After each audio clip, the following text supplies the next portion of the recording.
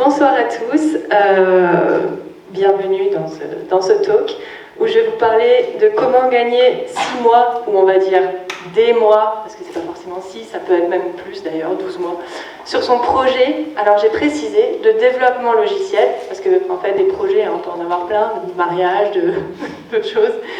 Donc évidemment, on est sur l'événement DevFest, donc c'était un peu sous-entendu que c'était développement logiciel, mais je préférais le préciser quand même. En 4 jours.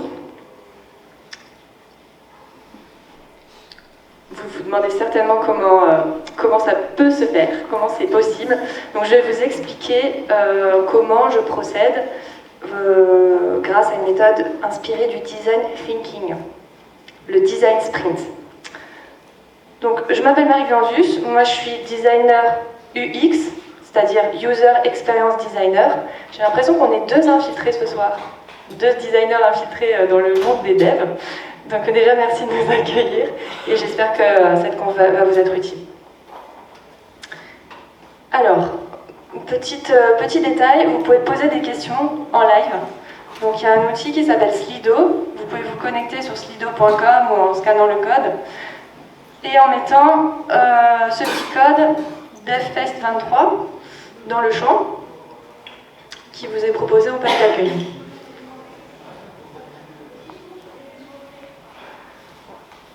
Voilà, ça me permettra moi de voir un petit peu quelles sont vos questions. Donc ce qui est cool, c'est que vous pouvez saisir des questions et aussi vous pouvez voter pour les questions qui vous semblent les plus intéressantes. Comme ça, ça remonte dans la file. C'est bon pour tout le monde, donc je vous montre ce que ça donne. En gros, voilà, ça c'est les questions, donc j'en ai mis une, voilà, ok, c'est un test, j'imagine. Donc elles vont s'empiler comme ça, et puis vous pouvez voter, et voilà. Et faire remonter les questions les plus intéressantes. Alors, c'est parti. Alors, je voulais savoir un petit peu dans la salle si ça vous parle, ces images. Bon, elles ont été générées avec ChatGPT, avec DALL-E. Voilà, donc moi j'ai beaucoup vécu cette situation là-bas à droite. Et je vois qu'on aimerait idéalement tendre vers cette situation, mais qu'on la rencontre assez peu. Est-ce que vous vivez plutôt celle-là, qui vit plutôt la première? Non? Ok. Je ne suis pas toute seule. Et donc celle-ci, vous vous reconnaissez plus dans la deuxième? Ouais? Ouais, d'accord, ok. Bon, ça va. On est sur la même longueur d'onde. Et ça vous parle, ouais? Les agendas blindés de réunions? Ok. Des réunions qui ne sont pas toujours très efficaces, des réunions qui s'enchaînent et qui se reproduisent encore et encore de semaine en semaine, de mois en mois. D'où les fameux des mois qu'on perd à développer le projet, à se mettre d'accord, à essayer en réunion de se mettre d'accord, à avoir des débats interminables sur les choix de conception, etc. Ok. Juste un mini point sur moi. Donc, comme je disais, je suis consultante en UX design en freelance. J'ai environ 15 ans d'expérience dans le digital. À la base, j'étais dans la gestion de projets web. Donc j'ai surtout travaillé sur des refontes de sites internet et d'intranet dans des grosses boîtes comme Électricité de Strasbourg, je suis alsacienne, La Poste, mais aussi d'autres. Et en fait, je me suis rendu compte en voyant les projets de bout en bout, en fait, de A à Z, que ce qu'on sortait, quand je devais former les utilisateurs au nouveau logiciel, je me rendais compte qu'on avait conçu quelque chose qui ne correspondait pas à leurs besoins. Enfin, disons qu'il était qui n'était pas adapté. Et c'était à moi de faire les manuels de formation. Donc j'étais très fière de faire des choses hyper bien expliquées avec des flèches, un manuel de 30 pages, mais les utilisateurs ils me regardent avec des gros yeux en mode « Tu crois vraiment que je vais lire ton manuel ?» Pas du tout. Donc c'est là que j'ai compris finalement qu'il fallait arrêter avec cette façon-là de développer les logiciels. Et que je me suis intéressée à tout ce qui est la conception centrée utilisateur et le design d'expérience utilisateur. Alors, ce que je propose aujourd'hui à mes clients, c'est un sprint du UX design, inspiré de la méthode design sprint dont je vais vous parler juste après. En gros, c'est 4 jours pour résoudre un sujet majeur pour le produit, afin de prendre les bonnes décisions rapidement. Alors, comment ça marche très concrètement? On part d'un sujet à résoudre. Ce sujet, il est lié à un constat que le boss fait, le patron, ou le product manager, voilà, c'est souvent le product manager, et auquel il veut remédier. Ça doit être une préoccupation majeure, avec un enjeu business majeur, un sujet très important. Et donc ce sprint est dédié à un seul sujet précis. Donc exemple, comment augmenter les visites, comment toucher un nouveau public, comment résoudre un problème concernant les usagers. En gros, la trame, c'est ça, c'est comment permettre aux quels usagers principaux d'obtenir quels bénéfices clés afin d'atteindre quel objectif business. Voilà comment on définit un sujet de sprint. Les derniers que j'ai eus, c'était comment permettre aux parents de voir rapidement le potentiel de notre app afin d'augmenter le nombre d'utilisateurs actifs. Pour cette cliente-là, le problème c'était qu'elle venait de lancer son app, enfin ça faisait déjà 3 mois, et elle avait beaucoup de téléchargements, mais très peu d'utilisateurs actifs. Qu'est-ce qui se passait? Elle avait mal pensé son produit, il y avait plein de pop-up, c'était inutilisable. D'accord? C'était un super concept d'entraide entre parents, je vous passe le détail, mais malheureusement c'était pas assez bien pensé. Donc sujet de sprint parfait. Ou comment permettre aux médecins de créer un dossier en 3 clics afin d'augmenter le taux d'activité sur notre plateforme. Donc souvent il y a des produits. En fait ça peut être pour un futur produit ou un produit existant, mais c'est vrai que souvent sur des produits existants on voit des failles, enfin des choses qui ne conviennent pas, qui ne sont pas satisfaisantes, et donc ça peut faire l'objet d'un sprint. Voilà, on a aussi besoin d'une équipe dédiée. D'ailleurs, ça me fait penser au talk d'après, travail collectif. Donc là, ici, aussi on a besoin d'une équipe, comment j'allais dire, je perds mes mots, pluridisciplinaire. Donc on a besoin des différentes expertises à la table. En tout cas, des personnes qui connaissent au moins un paramètre clé du problème. Donc souvent, il faut un responsable technique, enfin un lead dev, on va dire, pour faire simple, un responsable design, un responsable business. Il faut qu'on ait ces perspectives à la table. Si on ne les a pas, parce que vous allez me dire pourquoi est-ce qu'il faut absolument, si on ne les a pas, qu'est-ce qui se passe? On retombe dans les mails et les échanges et les débats interminables après le sprint. Ok, donc il faut qu'ils soient là. La méthode utilisée. Qui connaît? Ouais. Ok, donc je vais reprendre. Donc ça c'est le Design Sprint 2.0. Inventé, alors parce qu'il y a un Design Sprint classique, excusez-moi, sur 5 jours. Ok, et le 2.0 sur 4 jours. Ceux qui sont très observateurs ont vu la différence. Quelle est la différence? En dehors du fait qu'il y en a un sur 5 jours et 4 jours. Le sketch, Ouais, d'accord. Le sketch, il a basculé là. Pourquoi? En gros, c'est l'agence Agent Smart qui a fait un gros boulot avec JKnapp pour optimiser le process et le faire tenir sur 4 jours en optimisant en fait les exercices, puisque ça, c'est des exercices, et ils ont amélioré leur efficacité, on va dire, donc on peut les faire de manière plus rapide en étant tout aussi efficace.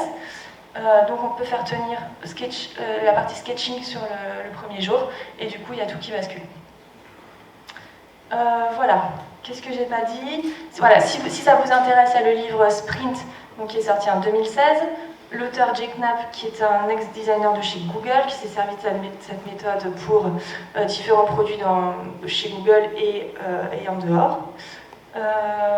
Voilà, et donc ce qui est important à retenir ici au niveau du process, c'est que vous avez des ateliers en équipe les 2 premiers jours, donc c'est là qu'on a vraiment besoin de l'équipe d'experts dont je parlais tout à l'heure, pour bien mettre à plat le problème le matin du premier jour, faire des propositions visuelles de solutions sur la deuxième moitié de premier jour. Ces propositions visuelles, ça commence à ressembler à des petits parcours utilisateurs, où chacun, même s'il n'est pas designer, va quand même esquisser sa vision des choses. Okay, avec sa perspective business ou sa perspective tech, etc. Le lendemain, on va afficher toutes ces propositions au mur pour pouvoir les évaluer. Donc voir un peu quels sont les points forts de chacune qu'on pourrait garder. Ensuite, l'après-midi, on va décider quelle est la piste qu'il faut qui mérite le plus d'être prototypé et testé. Et enfin, le jour suivant, c'est surtout le designer qui va s'occuper du prototypage, c'est-à-dire de la création de la maquette. Et enfin, le dernier jour sera dédié aux tests utilisateurs. Donc, ce qu'il faut retenir, c'est que, ok, tout est important, mais la partie la plus importante, c'est les tests utilisateurs, c'est le moment de vérité.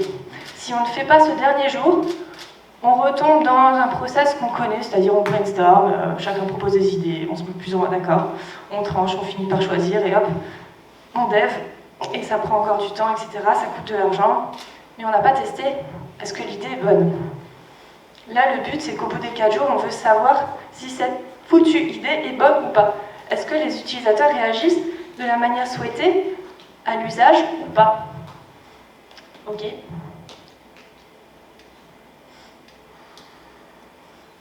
Ok, ça j'en ai déjà parlé. Ça, j'en ai déjà parlé, on peut le faire en présentiel ou en visioconférence. Le Covid m'a forcé à le faire en visioconférence alors que j'étais pas trop pour. Et finalement, en s'adaptant, je vois qu'on y arrive quand même. Bon, évidemment, il y a des liens qui se font moins parce que voilà, on ne prend pas les repas ensemble, etc. Je vous passe les détails. Mais en gros, 2 jours de workshop et 2 jours, et 1 jour de prototypage et 1 jour de test pour voir si l'idée est bonne ou non. Alors, je vais juste vérifier le timing. Je vais regarder un petit peu ce qu'il y a comme questions. Est-ce qu'il y a des questions jusque-là? Pas trop. Il y en a 3. Comment réussir le lundi matin avec MAP à faire en sorte que toute l'équipe comprenne bien la problématique à craquer? Une autre question. L'A/B testing est-il envisageable en 4 jours, où le process n'est conçu pour tester qu'une seule hypothèse? Oui, le process n'est pas fait pour... Enfin, on peut faire un A/B testing, mais ça complexifie un petit peu. Ok, je vais répondre sur comment réussir le lundi matin avec MAP à faire en sorte que toute l'équipe comprenne bien la problématique à craquer. C'est intéressant de vous poser cette question. Ouais, donc ici, cette carte, je vais vous montrer une autre slide qui l'expliquera mieux. Alors, je vais vous montrer des photos en fait, pour que ce soit un peu plus parlant.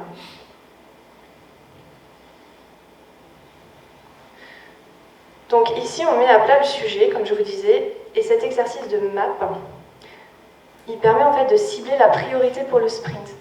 Donc en fait, ce qu'on va faire, c'est qu'on va demander à l'équipe de produire un diagramme ensemble de la situation actuelle, c'est-à-dire du parcours actuel avec tous ses défauts. Donc par quoi passe l'utilisateur aujourd'hui pour atteindre son but? Quel est le parcours critique, le parcours clé, le parcours principal? On ne va pas aller dans tous les chemins, tous les détails. Et grosso modo, si on doit résumer en 6 à 8 étapes, c'est quoi? Par quoi il passe? Ok, c'est comme quand on va en magasin. Hein. On arrive, on se gare. Ensuite, on prend le caddie. Ensuite, on rentre dans le magasin. Ensuite, on cherche les produits qu'on veut acheter. On les met dans le caddie. Ensuite, on va à la caisse. Et ensuite, on met les affaires dans la voiture. Vous voyez? Sur tous les produits, on peut faire comme ça une sorte de vue d'ensemble des grandes étapes. Et surtout, ce qui est intéressant avec l'équipe, c'est d'aller regarder où est-ce qu'il y a des failles. Okay? Est-ce qu'il y a des failles est-ce qu'il y a des difficultés qui sont rencontrées par les usagers plutôt à l'étape 3, ou plutôt à l'étape 4, ou plutôt à l'étape 6, et quelles difficultés ils rencontrent? Normalement, une équipe produit, elle a quand même une certaine visibilité sur les difficultés que rencontrent les utilisateurs. J'ai déjà entendu les 2 discours. On n'est pas sûr des problèmes qu'il y a, ou nous, on connaît très bien les utilisateurs. On me dit plutôt, nous, on connaît très bien les utilisateurs. Très bien. Dans ce cas, faisons cet exercice et mettons-nous d'accord sur a priori, quelle est l'étape qui, d'après vous, est la plus problématique. On l'encercle et ça devient notre zone prioritaire de travail pour le sprint. Est-ce que ça répond à la question? Ouais? Ok, top. Alors je vais juste revenir. Je vais vous montrer les questions et on va partir sur ça. Je pense que ça peut être plus interactif pour la suite. Alors, présenter.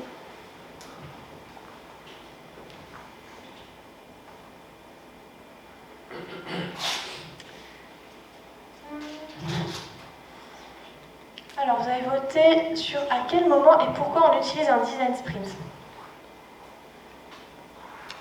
C'est la question qu'on m'a posée sur LinkedIn, pour ceux qui ont peut-être vu un post circuler. Effectivement, c'est un truc hyper important à préciser parce je vois aujourd'hui qu'on veut faire des design sprints pour un peu tout et n'importe quoi. Alors que, comme je vous le disais au début, c'est important que le problème qu'on choisit soit un gros problème, un problème majeur pour la boîte. Parce que si on ne fait pas ça, les gens ne vont pas comprendre pourquoi on se réunit pendant 4 jours pour bosser sur un truc secondaire en fait, et qu'il y a peut-être d'autres priorités qui devraient être traitées. D'ailleurs, je vous montre le livre Sprint que je vous ai montré tout à l'heure. Donc vous voyez là la version française et la version américaine, enfin la version d'origine.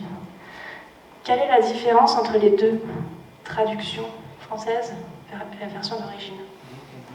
Parce qu'il y a un petit problème. Test. Il y a 2 problèmes. Il y a test et il y a big. Ok. Il manque 2 mots cruciaux. Ok. On résout des gros problèmes, ou vous appelez ça des problèmes majeurs, ou il y en a qui appellent ça des problèmes complexes, ou des problèmes je ne sais quoi, des gros problèmes, et on teste des nouvelles idées en seulement 5 jours. Seulement trouver, c'est pas faire un design sprint. C'est faire un atelier de co-création, d'idéation, vous l'appelez comme vous voulez, mais c'est pas un design sprint. Ok? Est-ce que ça répond à la question? À quel moment et pourquoi on utilise un design sprint? Ouais? Moi j'aimerais bien aussi vous montrer les livrables, donc avec quoi on ressort. C'était la suite de ma présentation. Je pense que ça répondra aussi à votre question. Avec quoi on ressort? Alors déjà, ce qui plaît évidemment à tout le monde, c'est qu'on ressort avec des maquettes. Mais des maquettes testées. Ok? Donc on ressort avec un élément tangible qui a été testé et sur lequel on a du feedback concret. On n'est pas allé juste faire des entretiens dans la rue en demandant est-ce que ça vous intéresserait ça, et puis si vous aviez une baguette magique, qu'est-ce que vous voudriez, etc. Vous voyez le genre de questions. Non, là on a testé vraiment l'usage, c'est-à-dire comment les gens se comportent à l'usage, comme s'ils avaient vraiment le produit entre les mains. Évidemment, tout n'est pas cliquable sur cette maquette, vous vous en doutez bien, mais comme on leur donne une tâche à accomplir, eh bien, ils progressent sur la maquette de la façon dont on le souhaite et on voit à quel niveau il y a des blocages. Premier livrable. Deuxième livrable, le résultat des tests. Ok, on voit qu'il y a eu les 5 testeurs, on voit qu'il y a des hypothèses qu'on a formulées dans l'équipe, les hypothèses principales qu'on veut vérifier, c'est-à-dire des points, on va dire que c'est des points à vérifier. Est-ce que c'est validé ou c'est pas validé? Croix verte, croix rouge. Simple. Et les questions du sprint, c'est-à-dire les gros points bloquants qu'on a déterminés en début de sprint qui pourraient nous empêcher d'atteindre la vision à long terme. Donc quand on a ce tableau récap, on voit clairement que vont-ils regarder la vidéo? Personne ne la regarde. Donc qu'est-ce qu'on fait avec cette vidéo? On l'enlève, on l'améliore, on en fait quelque chose. Ça marche pas. En tout cas, ça marche pas. Vont-ils aimer l'avatar qui parle? Vraisemblablement, dans l'échantillon des 5, il n'y a personne qui a apprécié cet avatar. Donc on a des retours, on a entendu pourquoi, qu'est-ce qu'on fait? Est-ce qu'on améliore l'avatar dans le sens de ce qu'on a entendu, de ce qu'on a observé, etc. On peut vraiment tirer des conclusions en fait. Ok? Ensuite, livrable numéro 3. C'est une conclusion en fait, c'est va-t-on dans la bonne direction pour atteindre le but fixé? Donc ça c'est un des premiers exos qu'on fait lors du sprint, c'est qu'on demande à l'équipe quelle est la vision à long terme, c'est-à-dire quel est l'idéal qu'on veut atteindre d'ici 1 an à peu près, pour voir si on est bien tous alignés. Parce que c'est comme si on prend un bateau en fait. Est-ce qu'on veut aller vers l'Amérique ou est-ce qu'on veut aller vers la Chine? Ça n'a rien à voir. Il faut qu'on se mette d'accord. Donc d'ici un an, nous ce qu'on veut c'est que 100% des personnes qui s'inscrivent utilisent l'app. En 100% c'est un peu beaucoup, mais 90% ou 80%. Donc déjà à la fin du sprint, est-ce que toute l'équipe qui a assisté au test considère qu'on va déjà dans la bonne direction, ou est-ce qu'il faut faire un gros pivot et changer complètement d'orientation? Ça peut arriver. Et c'est pas grave, puisque c'est ça le but. On est d'accord? Ok. Ensuite, grâce au test, a-t-on éliminé la crainte principale, c'est-à-dire le principal obstacle qui pourrait nous empêcher d'atteindre ce but? Donc là, un exemple pour un client, c'était: est-ce que les passionnés de couture, donc les utilisateurs, vont-ils voir rapidement la puissance de notre outil?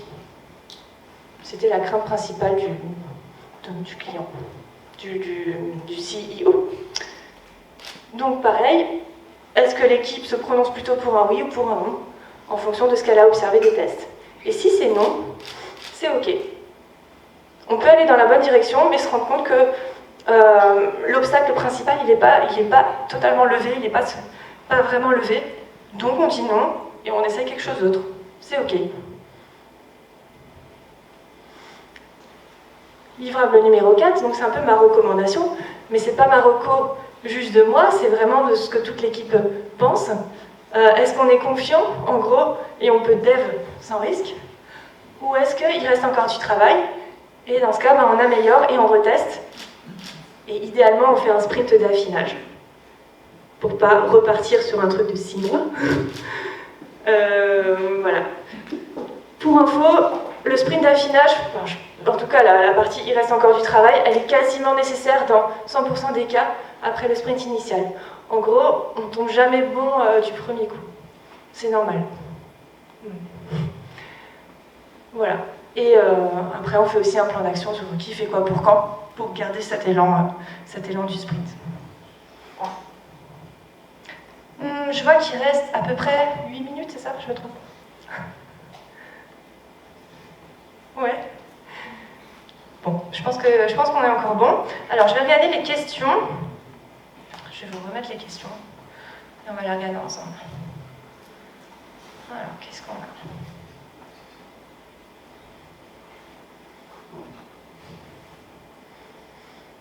Ok, donc ça c'est fait. Je vais cocher. Ça c'est bon. Alors, est-ce que cette méthode est adaptée pour la refonte complète d'une solution, riche en fonctionnalités? Je pense que j'ai plus ou moins déjà répondu à cette question, mais vous en pensez quoi, vous? Non? Pourquoi?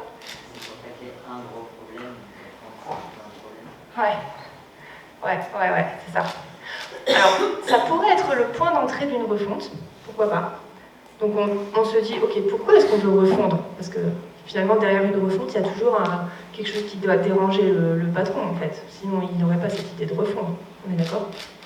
Bon, donc si on arrive à aller voir avec lui qu'est-ce qu'il gêne vraiment, et peut-être lui dire, on ferait mieux de commencer par un sprint déjà pour régler ce truc-là, et ce sera peut-être juste le début de la refonte, mais on commencera par le truc le plus important.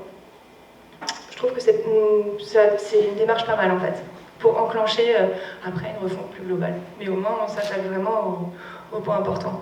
Alors souvent j'ai comparé ça aux travaux dans une ville. Tu sais, dans une ville, on pourrait se dire ah ben, on va refondre la ville, les routes par exemple. Donc on va refaire toutes les routes.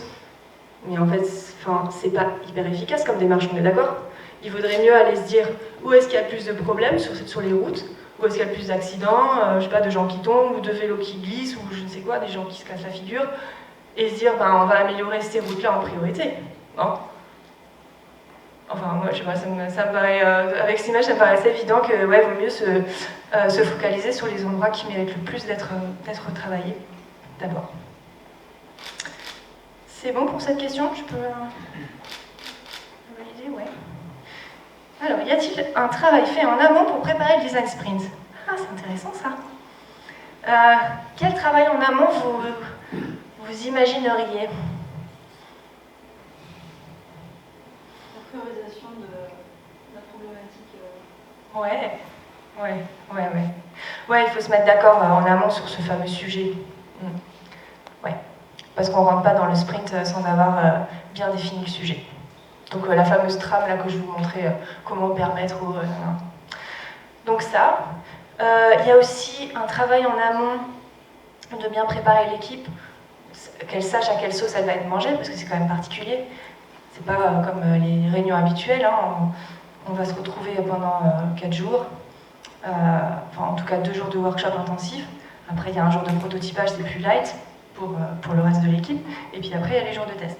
Donc bien leur expliquer ce qu'on attend d'eux pendant les workshops, et avec quoi ils doivent arriver le premier jour, donc avec une très bonne connaissance du sujet. Il faut qu'ils aient vraiment... Il ne faut pas que ce soit des gens parce que j'ai déjà fait l'erreur en fait, d'accepter sur un sprint des gens qui ne connaissent rien au sujet, mais juste le grand patron m'a dit « Ah oui, lui, il est super, il a plein d'idées, franchement, il faut le mettre dans le sprint. » Et le mec, il arrive, et en fait, on parle d'un sujet qu'il ne connaît pas, il découvre, il n'a aucune idée des tenants, des aboutissants. En fait, ça sert à rien, c'est pas productif. Donc bien choisir les personnes aussi qui vont participer au sprint, ça c'est un gros travail en amont.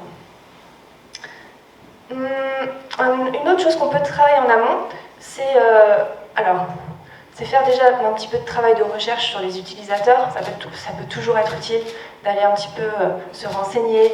Est-ce qu'il y a déjà un UX designer qui a fait des recherches, peut-être relire les PowerPoint, les résultats les choses qu'il a trouvées, refaire un point avec lui ou avec l'équipe. Tout ce qui pourra permettre d'être plus expert sur le sujet, et c'est bon à faire en amont du sprint. Et enfin, le dernier truc, c'est qu'une fois qu'on a bien décidé le sujet et qu'on sait quels sont les utilisateurs cibles pour lesquels on va travailler, c'est bien de commencer à se dire, ok, est-ce qu'on voit un petit peu qui on pourrait recruter pour la batterie de test du dernier jour?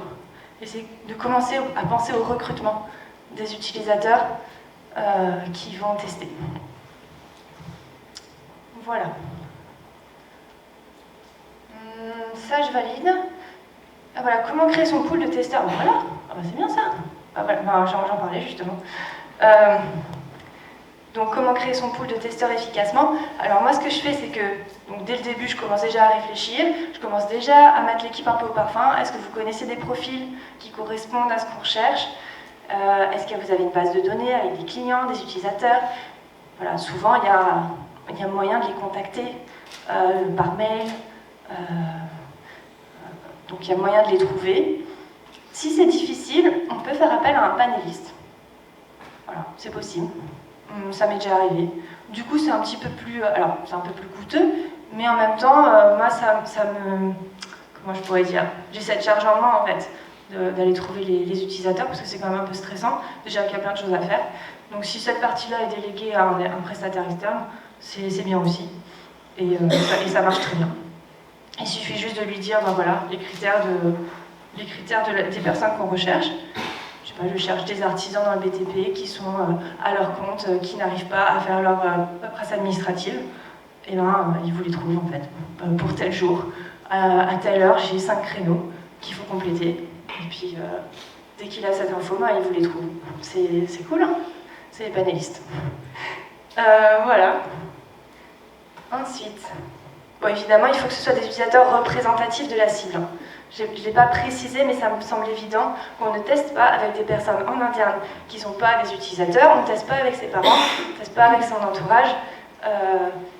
J'aime bien donner cet exemple parce qu'il est un petit peu extrême, mais imaginez qu'on fasse un sprint sur un cockpit d'avion, une refonte de cockpit d'avion, et que pour tester, on demande à, je sais pas moi, ma maman qui est infirmière, et puis on demande à un copain là qui est comptable.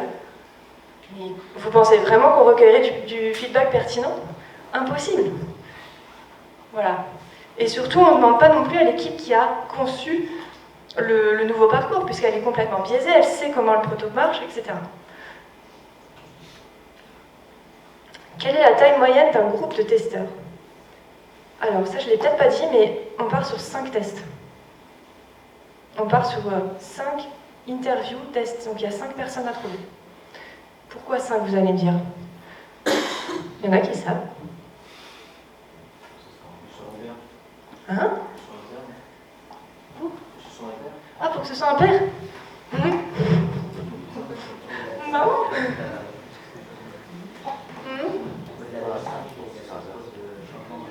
Ah, c'est intéressant ça. Au-delà de 5, il n'y a plus trop de changements.